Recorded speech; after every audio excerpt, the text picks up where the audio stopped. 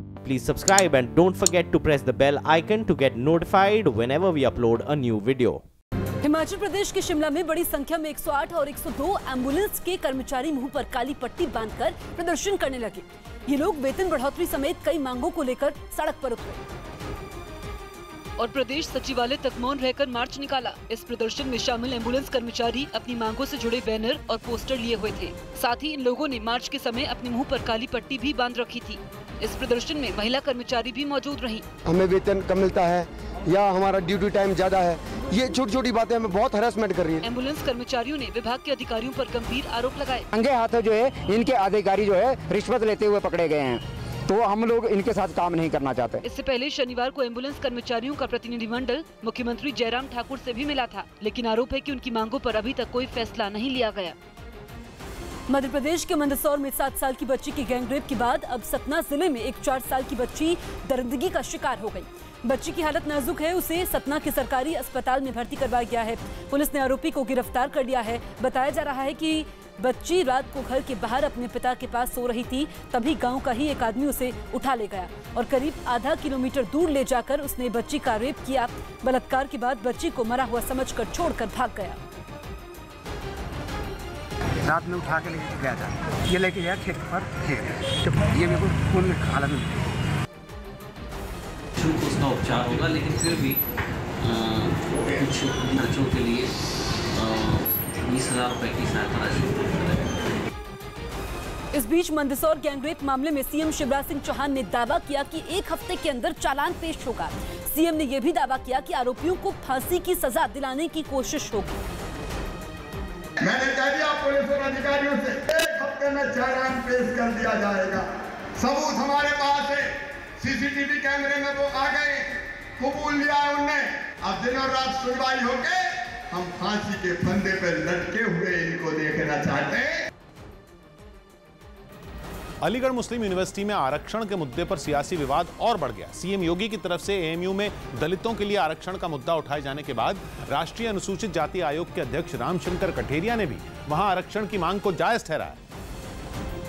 लेकिन विपक्ष का आरोप है कि एएमयू में विवाद को बढ़ावा देकर सियासी फायदा उठाने की कोशिश हो रही है। अब क्या है कि अब ये लोकसभा का चुनाव आ रहा है, तो उनको मुद्दे चाहिए कि किस तरह धार्मिक उन्माद बढ़ाया जा सकता है। वहीं अनुसूचित जाति आयोग के अध्यक्ष रामशंकर कठेरिया की दलील है कि एएमयू अल्पसंख्यक संस्थान नहीं है, इसलिए वहां एससी, एसटी और पिछड़ों को भी आरक्षण मिलना चाहिए। अधिकारों को मांगना यदि विवाद है तो ये विवाद बना रहे। मंगलवार को रामशंकर कठेरिया अलीगढ़ के दौरे पर रहेंगे और चर्चा है कि अधिकारियों के साथ उनकी बैठक में एएमयू के वाइस चांसलर भी मौजूद रहेंगे, इसलिए आरक्षण के मुद्दे पर सुगबुगाहट तेज हो गई।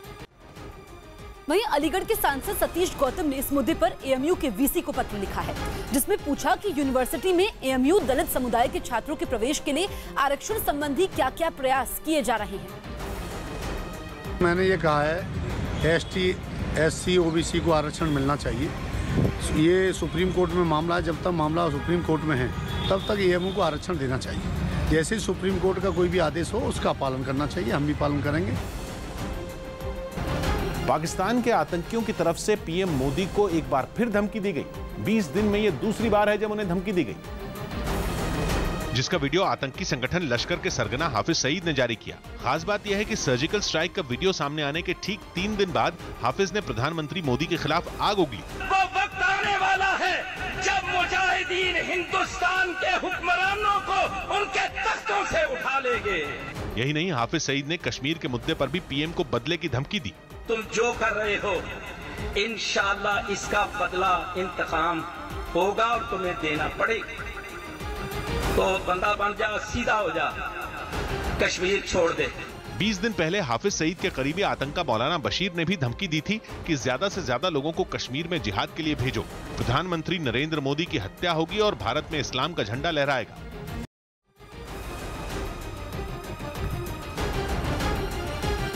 मणिपुर की राजधानी इंफाल में वन विभाग के साथ अतिक्रमण हटाने पहुंचे सीआरपीएफ और पुलिस के जवान विरोध कर रहे लोगों पर आंसू गैस की गोले दागने लगे। अतिक्रमण हटाने के समय वन विभाग के दस्ते से लोगों की झड़प हो गई,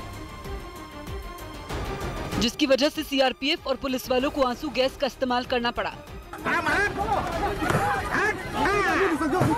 इससे पहले अतिक्रमण हटाने पहुंचे वन विभाग के कर्मचारियों ने मशीनों की मदद से जंगलों में अवैध रूप से मकान बनाकर रहे लोगों के घरों को तोड़ दिया। इसी बीच कुछ महिलाओं ने वन विभाग की कार्रवाई का विरोध शुरू कर दिया। लिहाजा हालात पर काबू पाने के लिए सीआरपीएफ और पुलिस को बल प्रयोग करना पड़ा। 2015 we have done eviction at 6 or 7 locations. One विभाग का दावा है कि कार्रवाई से पहले लोगों को जगह खाली करने की जानकारी दे दी गई थी। वन विभाग ने इस कार्रवाई के समय अवाचिंग इलाके में गैर कानूनी तरीके से बने 72 मकानों को तोड़ दिया। राजस्थान के भरतपुर में मंत्री कालीचरण सर्राफ ने तबादलों पर विवादित बयान देकर कांग्रेस को हमले का मौका दे दिया। मंत्री ने स्वास्थ्य विभाग में तबादला रुकवाने के लिए पहुंच और सिफारिश को जरूरी बताया और इस तरह खुद अपने विभाग की पोल खोल दी। सबसे कमजोर कड़ी होती है उसको हटाया जाता है, जिसकी कोई अप्रोच नहीं होती उसको हटा देते हैं। राज्य के स्वास्थ्य विभाग में बीते कुछ समय में बड़े पैमाने पर तबादले हुए हैं। यही वजह है कि मंत्री कालीचरण सर्राफ जन सुनवाई के दौरान तबादले की अर्जियों पर ही बात कर रहे थे, लेकिन उनका बयान सामने आते ही कांग्रेस ने हल्ला बोल दिया।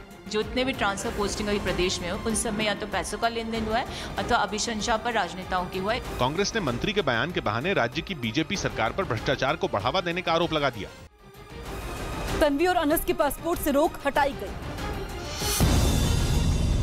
पासपोर्ट बनवाने को लेकर चर्चा में आए तन्वी और अनस के पासपोर्ट से विभाग की रोक हटा ली गई है। दोनों विदेश यात्रा भी कर सकेंगे। जलालाबाद में सिखों पर हुए हमले के बाद सिख समुदाय के लोगों ने विदेश मंत्री सुषमा स्वराज से मिलकर अफगानिस्तान में सुरक्षा की मांग की। खराब मौसम और बारिश की वजह से दिल्ली आने वाली 24 उड़ानों को डायवर्ट किया गया। यूपी के गाजियाबाद में पुलिस ने महिला के रेप के मामले में एक पुजारी को गिरफ्तार किया। यूपी के भदोई में फरियादी की मौत के मामले में धरने पर बैठे इंस्पेक्टर की परिजनों ने आरोपों को बेबुनियाद बताया। यूपी के अमेठी में बारिश के बाद तहसील के एक कमरे की छत का हिस्सा गिरने से महिला लेखपाल घायल हो गई।